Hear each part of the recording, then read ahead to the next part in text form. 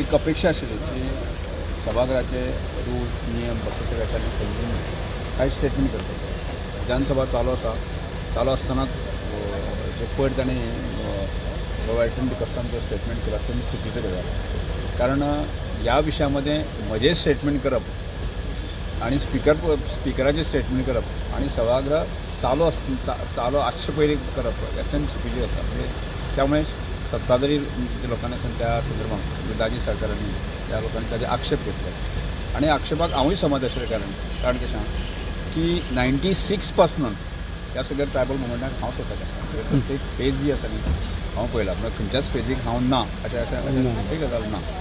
आनी अजुनूय जे लास्ट जे कांय गजाल उरल्ली आसा पर्टिक्युलरली पॉलिटिकल रिजर्वेशन ह्या विशया संदर्भात आसा. ह्या विशया संदर्भात 2023 जे आसा न्ही आमचे सभागृहाचे सदस्य गणेश गांवकर हाणें थाराव मांडलो आणि तो सगळ्यांनी म्हणजे विरोधी आणि सगळे सत्ताधारी या सगळ्या लोकांनी मानून घेतलो.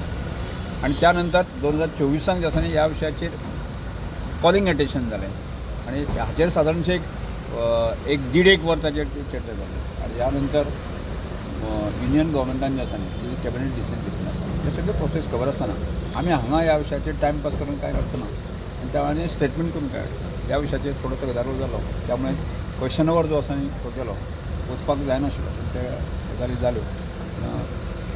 पयलीं दीस थोडोसो म्हणजे सेशन एडजर्न करपाचें ह्या हातूंत गेलो की हांव फाल्यां साकून म्हाका दिसता की अधिवेशन बरें जातलें अशें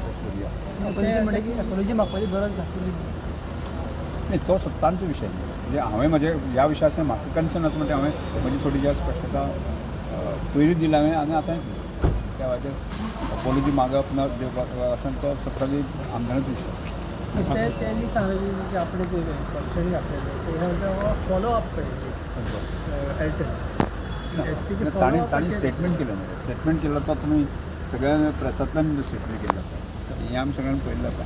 त्यामुळे आत्तां हातूंत मात्र उतर करून ताका बगल दिवपाचो प्रयत्न करून काय अर्थ ना. जो विशय तांणी केलो तो केलो न्ही.